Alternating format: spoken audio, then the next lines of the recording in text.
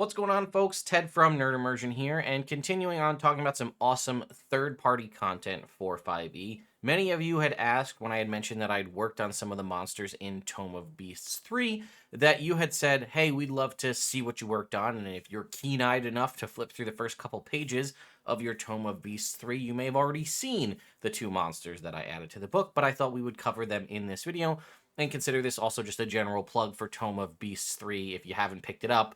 I would recommend you do so. The Tome of Beasts series, along with Creature Codex from Cobalt Press, are some of the best monster resources out there for completely unique and interesting monsters that you can add into your game. It's also really great if your players are used to the standard stuff from something like the Monster Manual. That being said, if you're unfamiliar with Cobalt Press, one, where have you been for the past 8 years? But they do a ton of awesome content for 5e. In fact, they are going to have a new Kickstarter launching relatively soon called Deep Magic Volume 2. Again, a second volume from the original very popular Deep Magic Volume 1, which I will be covering at least once the Kickstarter goes live. There's a notification page. I'll put a link to that in the description if you want to sign up for that notification when it actually does go live.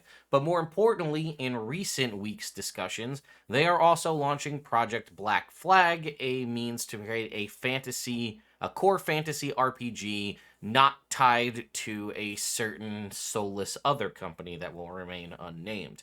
They also signed on with Paizo, as well as several other companies, to be part of the Orc license going forward. This is the open RPG creator license, which is Paizo's kind of answer to the OGL nonsense. So anyway, Cobalt Press is awesome is what you should take away from it. The people there are amazing, and the stuff that they put out is great, even if it's not something that I personally worked on.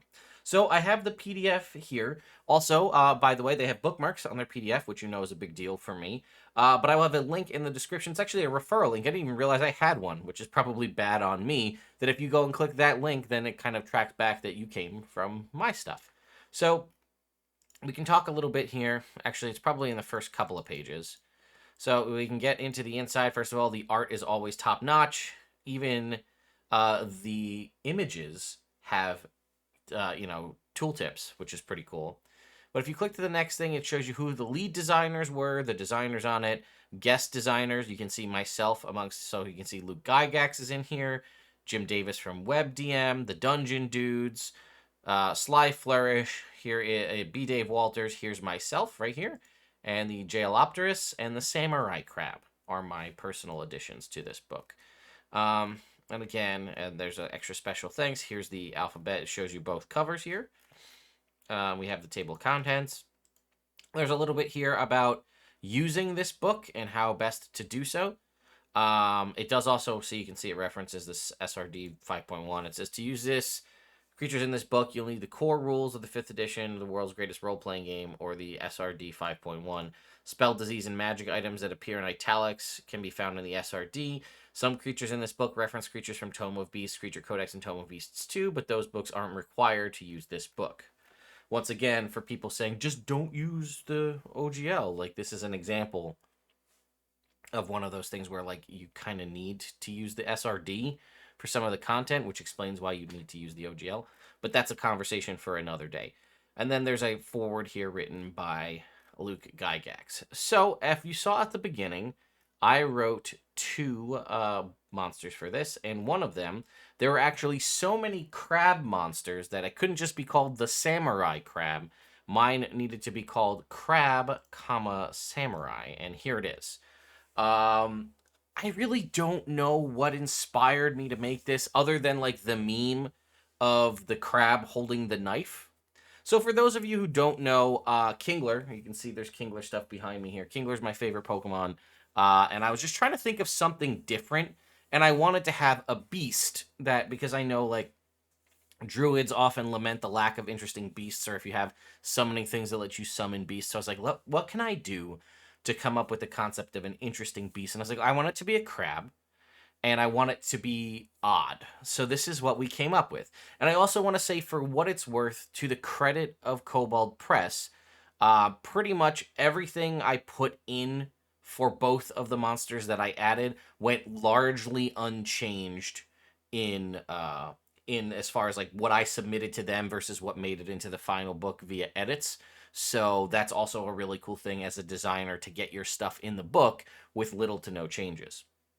So we can go ahead and read through it here. It says, a crab with a peculiar looking shell shaped like a helmet scuttles forward. It moves with uncanny precision as it draws a sword from a scabbard-like section of its carapace. And my whole thing was also to have basically the shells look like a traditional kind of kabuto helmet. And you can kind of see the little the kind of allusions to that here. And it says there are many rumors surrounding the creation of the first samurai crab. Some say they are cursed warriors who broke the creed they swore to uphold. This kind of has some tradition in mythology. Others say they were a wizard experiment gone wrong, which again tracks with things like owlbears. Still, other scholars speculate they are just unusually intelligent crabs who watched skilled warriors' movements from the shallows and began to mimic them. And that is obviously an allusion to Teenage Mutant Ninja Turtles and Splinter watching Hamato Yoshi's movements from his cage. Samurai crabs are found near coastal cities, especially those with significant martial forces. It is believed the presence of talented and skilled fighters attract these crabs. Again, this is not set to a specific setting. This isn't Midgard or anything else. You can drop samurai crabs in any setting you want. Unclear motives. From outside observations, the samurai crab appears to simply be a large crab with an odd shell. However, samurai crabs are quite skilled with blades, and they constantly seek out opponents to test their combat prowess. Though they can't speak, they understand rudimentary common, and they know the basic weapon movements and signals for initiating honorable duels with armed combatants.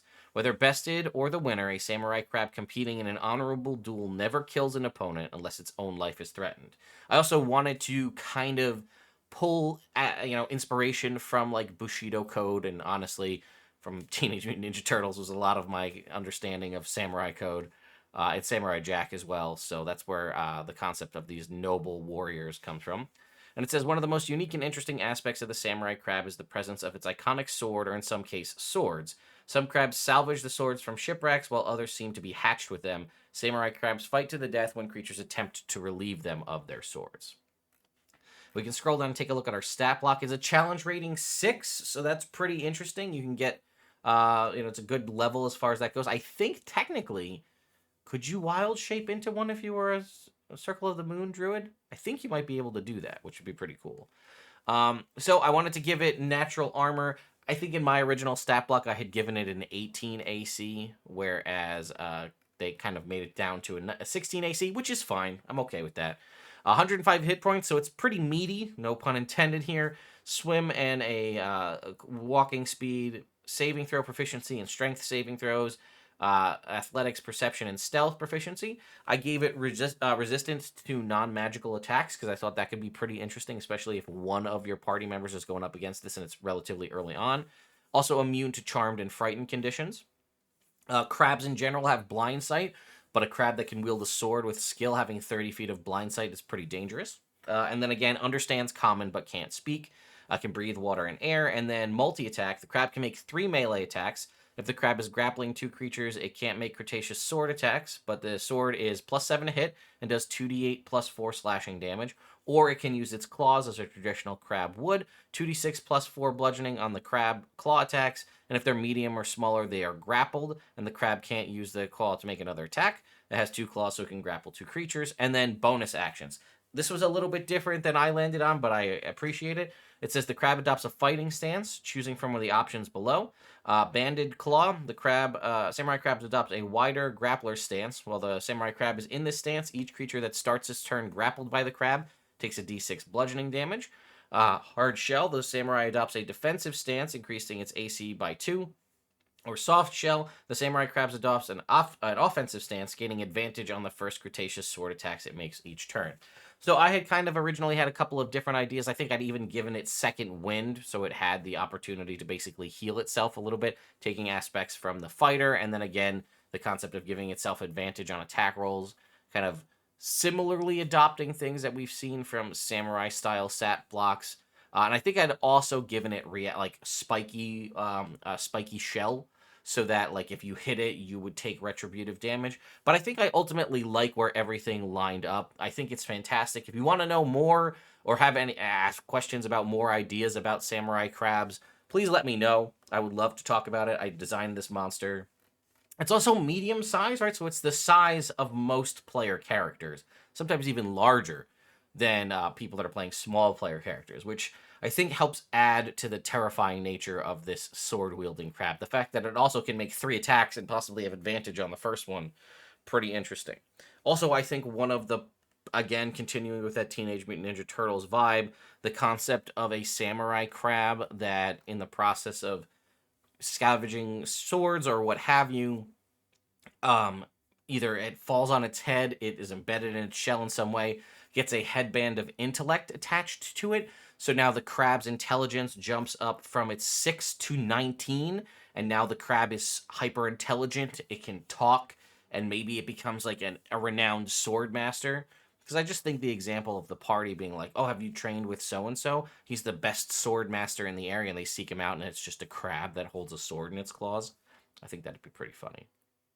The other one, another thing that's obviously really close and near and dear to my heart, having almost gone down the route of becoming a paleontologist in real life, settling on geology in the long run, are dinosaurs.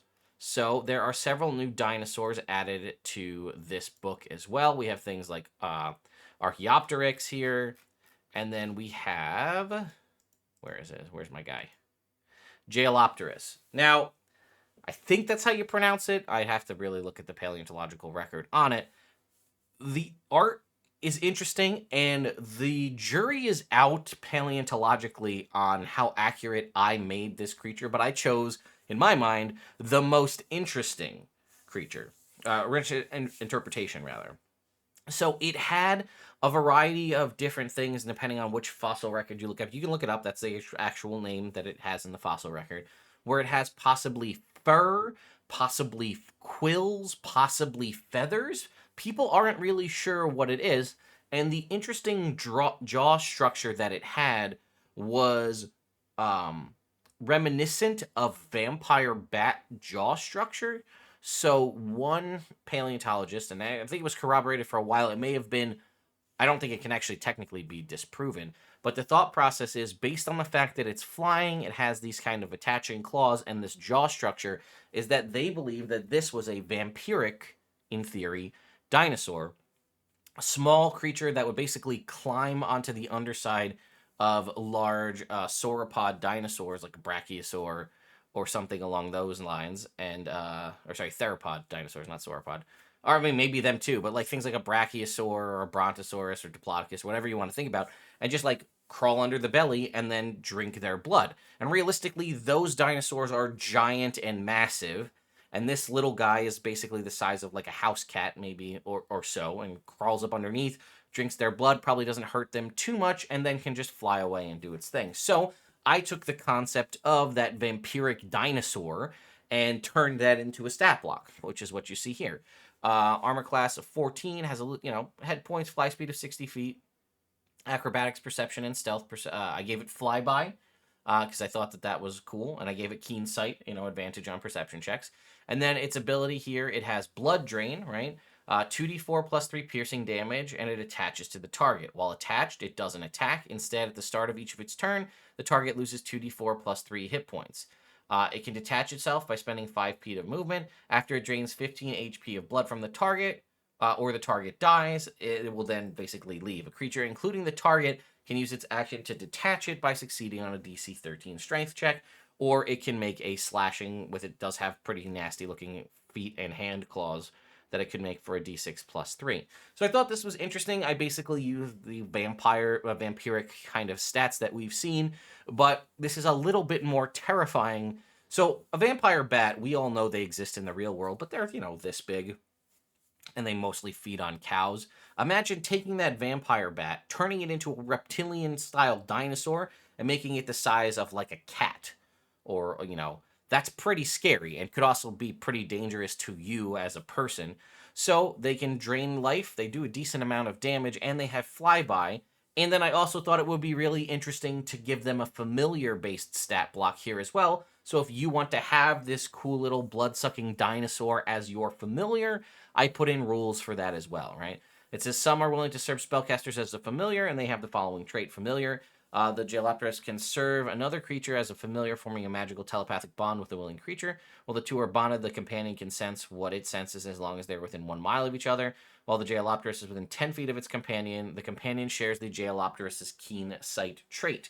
At any time and for any reason, it can end its service as a familiar, ending the telepathic bond.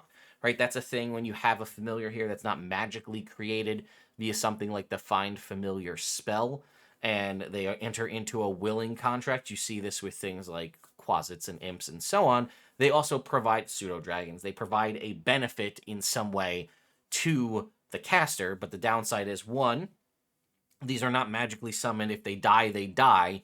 And two, they can choose to willingly end their service as a familiar at any point. But the benefit is if you keep it within 10 feet of you, you have advantage on perception checks that rely on sight. So yeah, basically, as I said, I took two of my favorite things, you know, Kingler, as it were, and dinosaurs, so crabs and dinosaurs, and I turned them into. There's also, I'm pretty sure Cobalt Press had said that this was like the final in the trilogy of books of Tome of Beasts, so this was the last one, so I needed the opportunity to make sure I put something in this book that would cement my legacy as the goofy things that I enjoy, and those were, in fact, the Samurai Crab and the Jailopterus. Also, I think I may have made a stat block, I'm not positive, of a swarm of Jeholopterus, because technically, as a vampire bat, they're more or less going to be a solo style creature. They're not going to fly in a swarm, but a swarm of them would be absolutely terrifying. So, anyway, folks, let me know your thoughts and opinions in the comments down below. As I said, I will have a reference link that you can click on to go pick up anything from Cobalt Press's store. There's also a layers book for Tome of Beasts 3, so you can get layers using basically, encounters using a variety of the creatures contained within Tome of Beasts 3. And again, like I said, if you have any questions or you want to ask for inspiration for ideas or how you could alter or twist or change any of the monsters, the two that I've mentioned here, by all means, I'm more than willing to help people out if they have ideas for things and they want to get my opinion on stuff as the original designer. Sure, I'm always down for that kind of stuff. These monsters are goofy and silly. I mean, they're serious too, but they're also my spin on D&D. So, you learn a lot about me by the monsters and things that I create. So, anyway, thank you all so much for watching, and I'll see you next time.